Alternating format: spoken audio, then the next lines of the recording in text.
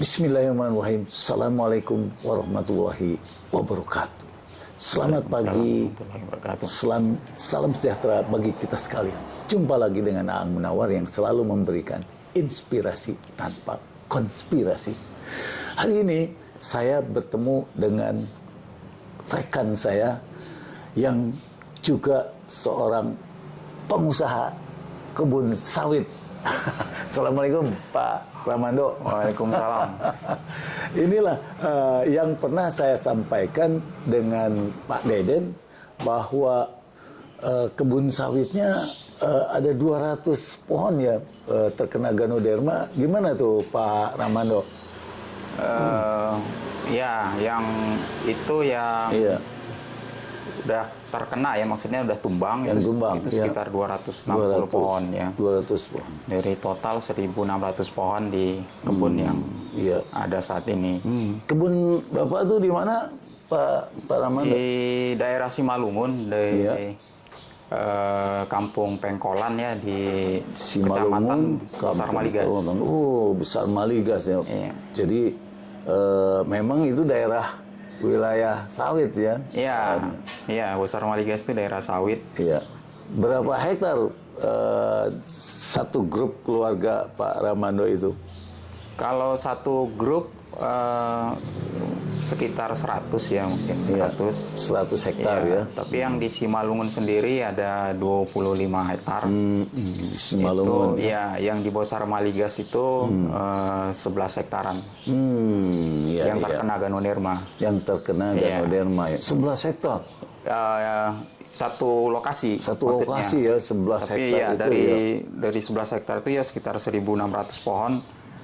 Ada 260 pohon yang udah tumbang. 260 pohon ternyata ya.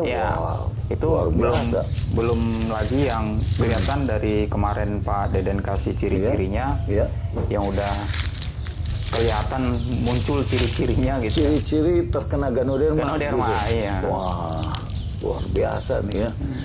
Jadi selain terkena Ganoderma, terkena apa lagi Pak Ramando saat ini di wilayah Bapak ini?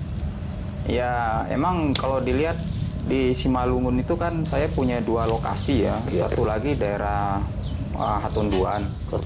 Nah, itu saat ini sih masih kelihatan aman ya, maksudnya. Oh, jadi tidak ada kelihatan tanda-tanda terkena gitu ya. Iya. Jadi sekitarnya pun saya lihat kebun orang lain enggak gitu ya. Oh, iya. Jadi dari keluarga punya kebun ini, yang baru memasuki replanting ini, baru 2 kebun ini. 2 kebun ini. Jadi udah berapa tahun sebetulnya Pak yang belum di replanting itu? Umur? Ya di 20-an tahun lah. 20-an tahun. Oh, memang sebentar lagi juga sudah masuk itu dia, ini ya, replanting ya. Ya, itu dia makanya belajar dari yang di PPKS Bogor yang di PPKS Bogor udah sebutkan ada inilah masukan-masukan kalau nanti udah saatnya kita harus replanting yang lain gitu. Kemudian karena yang terkena Ganoderma ini memang udah generasi kedua lah ya. Generasi kedua ya. Dan umurnya udah di sekitar 8-10 tahun. Oh iya. Baru dia pada tumbang itu. Nah, kemudian yang tumbang ini apa yang sudah dilakukan oleh timnya Bapak di sana? Ya saat ini nggak ada ya, karena emang saya baru dapat masukan kan dari beberapa jadi harus bulan memang lalu kan harus diambil semuanya tuh. Iya. Jadi kemarin dari Pak Deden itu ya salah satu cara ya, tapi efektivitasnya juga kan kita belum tahu ya. Maksudnya kalau udah parah, setelah kita bongkar parah, kelihatannya emang hanya memperpanjang umur saja gitu. Iya, betul. Nah, menyelesaikannya juga. Iya, sekarang ini bagaimana dengan protas di tempat Bapak nih saat ini? Gimana tuh Pak? Berapa produksi per bulan, per hektar gitu? Ya emang kalau kondisi saat ini rata-rata ya tahun lalu itu masih cukup kecil ya, sekitar 10 ton per bulan per hektar. 10 ton Per bulan per hektar. per bulan per hektar. Iya. Oh, kalau 10 ton per bulan per hektar berarti 1 tahun sudah 120 ton, Pak. Iya. Nggak mungkin ya. Ya. Biasanya Enggak, Iya. itu satu kebun. oh, yang satu 11. kebun Iya. ya. Jadi satu kebun 10 ton itu per bulan untuk berapa Rata-rata. hektar? 11 hektar. 11 hektar Iya. ya. Jadi tidak sampai satu ton per Iya. hektar ya. Per hektar itu enggak. Wah, ini sangat rendah sekali nih. Iya. Saya lihat Pak. Rata-rata ya. Iya. Jadi Pak Ramadan, kalau saya lihat rata-rata di holding yang laporan tahun 2000. Oh, ini hanya kebun yang di Oh, ini, kebun, Bang. ya. Ya. Kalau kebun-kebun yang lain itu Berapa? lebih bagus. Oh, ini yang terkena Yang terkena Ganoderma. Ganoderma. Ah, ternyata lebih dari Iya. 50% ini ya. Iya. Jadi 60%-an ini. Iya, dan hilang. iya. Awal tahun itu rata-rata tahun lalu. Iya. Awal tahun ini lebih parah. Lebih parah. Iya. Waduh. Sampai bulan ini jadi mungkin sekitar 0,6 lah. Waduh. Karena panen itu cuma sekali panen itu cuma 3 ton dapatnya. 3 ton. Iya, artinya kan 2 kali panen sebulan itu cuma 6 ton. Waduh, berarti setengahnya lagi. Iya, karena Dari itu pohon itu udah ya parah gitu. parah ya. terkena Kelihatannya itu, ya. emang kayak kurang pupuk gitu. Tapi kita pupuk pun Padahal sudah dipupuk Sudah sama dipupuk. Pak. Nah, ini dia. Harga pupuk sendiri pakai pupuk kimia Pak Ramadan. iya, tahun lalu itu masih kita pakai pupuk kimia ya. Jadi masih pakai pupuk majemuk ya. Iya. NPK. Iya. Kemudian tengah tahun juga masih. Tapi awal tahun ini karena kondisi emang harga pupuk udah Mahal ya? cukup mahal ya. Berapa Pak? Itu bisa 1 juta ya satu sak 1 ya. juta satu sak. Iya. Satu sak itu 50 kilo kan ya? 50 kilo. yang Aduh, NPK. sebelumnya berapa? Sebelumnya bulan Januari tahun lalu itu masih di angka 500-an. Berarti udah naik ya? Naik hampir 2 kali Padahal lipat. tahun lalu itu tahun 2021 atau tahun 2022? 2022. 2022. Iya, itu tapi tepat sebelum yang invasi Rusia itu ya, yang bulan Februari. Jadi emang Iya. Jadi timingnya waktu setelah itu, setelah itu iya. naiknya luar Naiknya biasa. luar biasa 2 Iya, kali ya. 2 kali lipat Iya. sampai dengan tahun sekarang. Iya, jadi dengan demikian apakah para petani itu tetap memupuk atau mengurangi atau bagaimana Pak Ramanda? Ya kita cari alternatif akhirnya kan. Alternatifnya apa saja tuh? Ya sekarang yang kita gunakan pupuk tunggal ya, karena secara ini ada yang masih bisa kita jangkau lah ya harganya ya, karena kan kayak dolomit udah jelas ya, itu masih Dolomit, harga masih terjangkau. Iya. Terus yang TSP-nya kita ganti Marok fosfat itu juga masih terjangkau. Iya. Urea pun masih terjangkau ya, karena memang produksi dalam ini ya. Cuma dalam emang negeri, betul. Ya kemarin ada yang kita sempat coba yang subsidi itu ya. Nah, itu ternyata emang kualitasnya nggak seperti yang biasa gitu ya. Oh, jadi ada juga yang subsidi, tapi ternyata bagaimana dalam kenyataannya Pak Ramanda? Ya itu dia, ya kita lihat emang kondisinya saat dibuka itu udah menggumpal gitu ya, kayak batu. Sudah menggumpal. Iya. Jadi, aduh, jadi kerjaan lagi buat petani ya? Iya. Dan itu dan juga bisa meragukan kita, juga. Iya, pekerja lapangan kita itu meragukan gitu kan, karena dia bilang ini kalau yang sebelumnya ya cepat menguapnya ya, kalau ini ya, kalau misalnya dia ditabur ya, ditabur. Kalau ini enggak. Kalau ini iya beberapa hari masih awet istilahnya. Iya. Ya, akhirnya tapi masih bisa terjangkau lah yang non subsidi ya, kita juga usahakan itu. Nah yang kemudian mahal ini yang pupuk tunggal pun itu adalah yang mulai dari yang kaliumnya yang ini kalium ya, betul. Itu yang KCL-nya yang sekarang itu sudah naik lagi ya? Iya, itu juga kalau dipikir-pikir di total sama juga dengan kita beli NPK gitu. Oh. Karena itu sendiri udah 700-an harganya. 700-an? Iya. Iya. Lumayan juga ya? Iya. Nah, jadi kalau menurut Bapak, para pekebun sawit ini, mereka dengan harga yang saat ini cukup bagus, mereka bisa memupuk dengan mandiri gitu. Tanpa ada subsidi gitu. Kelihatannya cukup berat ya dengan kondisi harga ya. Sekarang kan harga di 2000-an ya. Iya.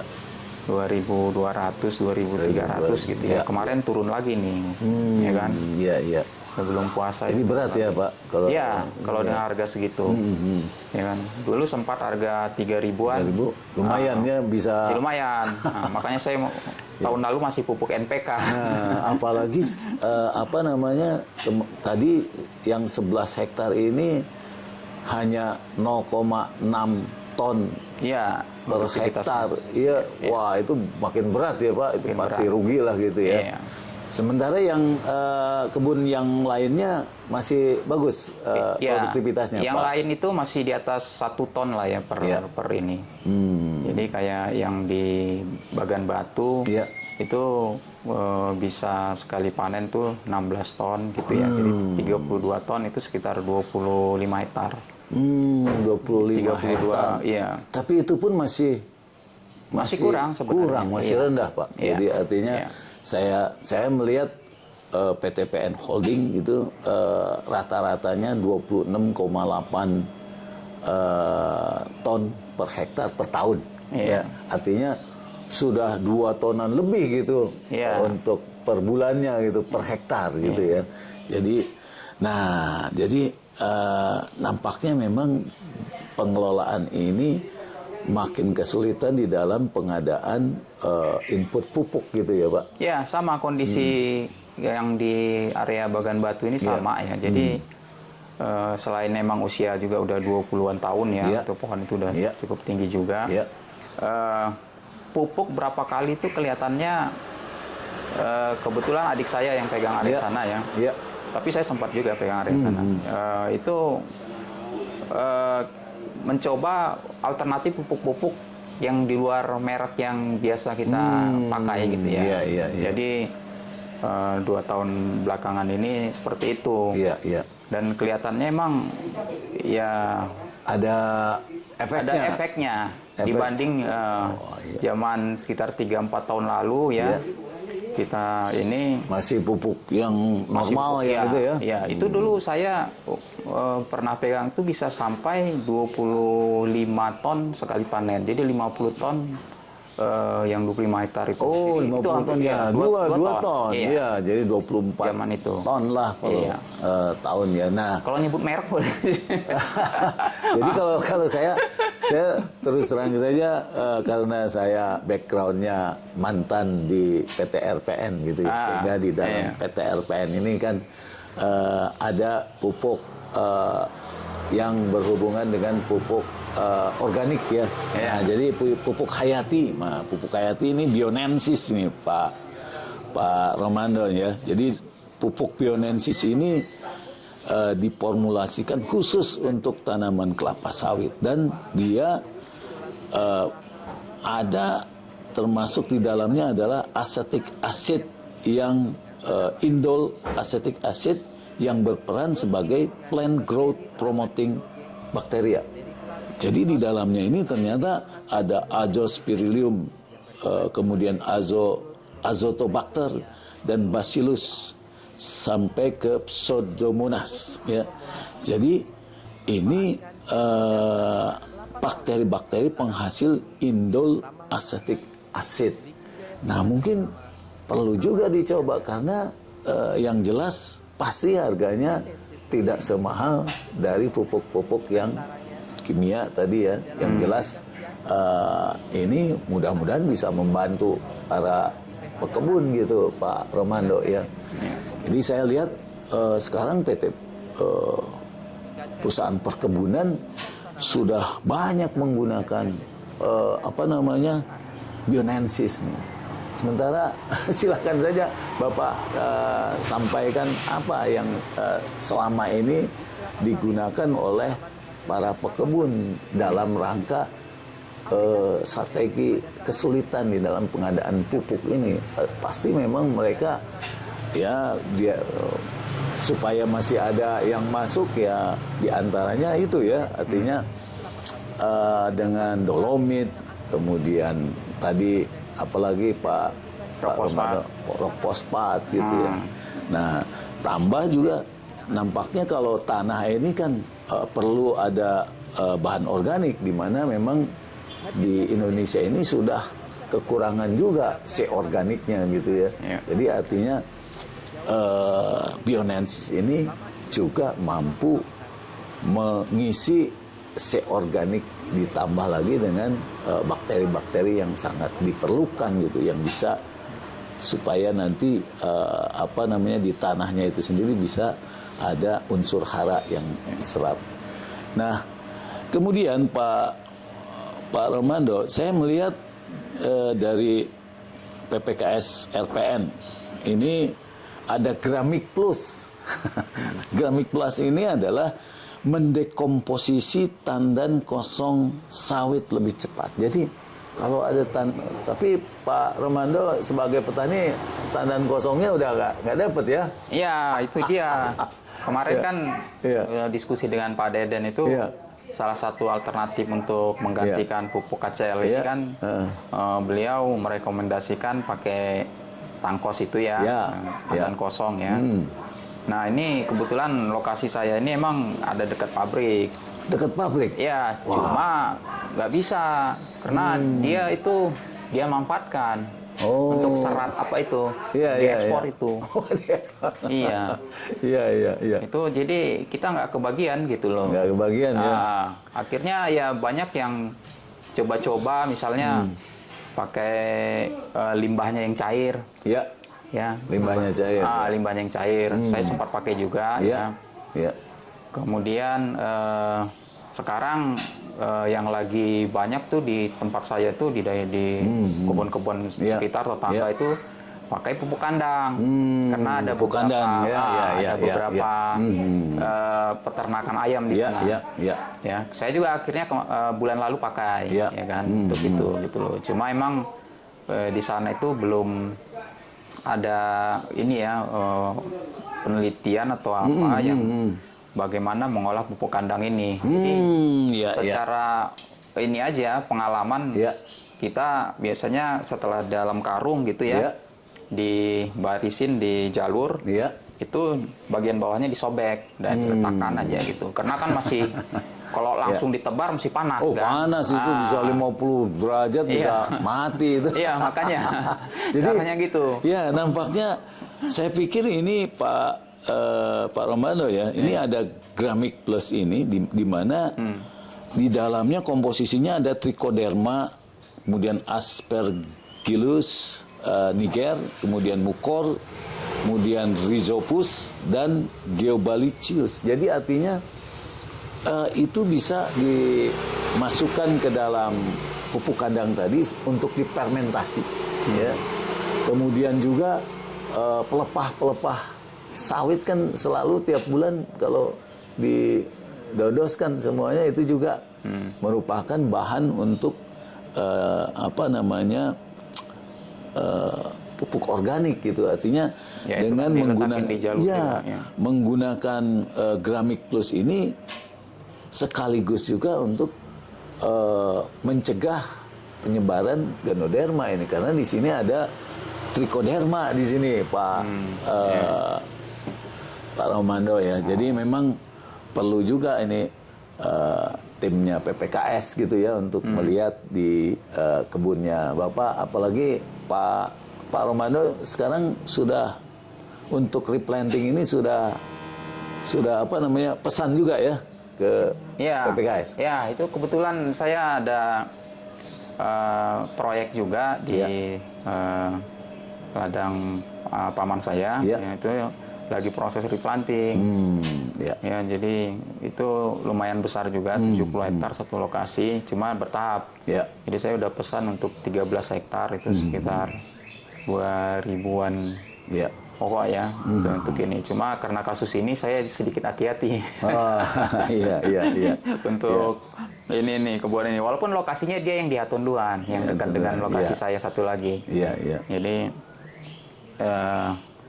ya harusnya emang udah ini kalau timingnya kemarin saya pesan udah harusnya saya ambil tuh bibitnya di Parihat. Cuma karena emang masih saya pastikan lagi pengolahan tanahnya, ya kan, pakai alat beratnya untuk bisa diolah lebih ini lagi, akar-akarnya ditarik. Nah itu yang bikin emang agak prosesnya jadi agak melambat. Iya betul. Tapi memang perlu juga konsultasi terhadap yang ahlinya dari PPKS itu supaya misalnya tadi kalau memang mau membuat pupuk organik yang ada di lingkungannya masing-masing, kemudian bagaimana caranya, kemudian produk apa yang ditambahkan agar nanti pupuknya itu jos gitu. Jadi perlu juga ini Pak Romando ya. Jadi apa harapan Pak Romando sebagai petani lah, gimana? Betul. Ya. Ya emang dari sisi petani sih yang paling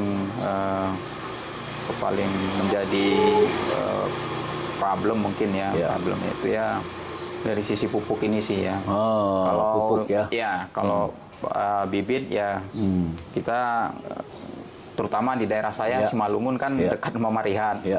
Jadi betul. Kita udah gampang lah kalau pupuk kalau bibit itu gampang. Bibit gampang ya. Untuk pesan ke pesan pesan by telepon pun bisa karena udah ada datanya gitu kan. Jadi tinggal nanti ngambil. Nah yang jadi masalah emang adalah pupuk dan setelah ditanam yang kemarin kena penyakit ini Ganoderma gitu.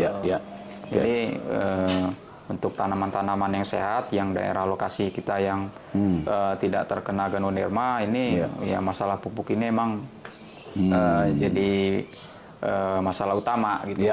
Apalagi setelah setahun belakangan harga pupuk naiknya 2 kali lipat. Sementara harganya turun. Iya, harga jualnya turun ya kan. Jadi itu juga yang bikin kita ya dari petani ya seperti terjepit di tengah gitu kan. Kesulitan. Untuk ininya inputnya kenaikan harga cukup signifikan, outputnya produksi juga menurun karena pemupukan tidak standar sesuai awalnya lagi ya kan. Banyak coba-coba banyak mulai kita alternatif yang belum saya nggak tahu teruji lah gitu ya. Nah, saya perlu bantuan dari PPKS atau dari lembaga penelitian yang bisa untuk membantu gitu. Dari sisi petani ya, terutama kita petani-petani yang kelas kecil menengah ini kan. Betul. Kalau perusahaan-perusahaan besar mungkin udah punya konsultan atau punya tim internal yang lebih. Betul juga nih ya. Artinya memang kesulitan pupuk ini ternyata memang PPKS PT RPN ini sudah menghasilkan Bionensis yang sekarang skala nasional sudah terimplementasikan baik perusahaan negara maupun swasta dan asing gitu sudah menggunakan ya. Jadi artinya bagaimanapun ini petani-petani juga merupakan pengguna lah untuk Bionensis. Kemudian tadi saya melihat bahwa Gramik Plus ini juga mudah-mudahan bisa digunakan oleh para petani-petani di mana pelepah-pelepah yang bisa dengan cepat dilakukan dekomposisi, termasuk di dalamnya ada bakteri-bakteri yang untuk mengusir semacam Ganoderma dan lain-lain. Nah inilah yang memang perlu terus disosialisasikan produk-produk PT RPN untuk para petani maupun perusahaan secara nasional maupun internasional. Demikian yang bisa kami sampaikan. Terima kasih. Assalamualaikum warahmatullahi wabarakatuh. Waalaikumsalam.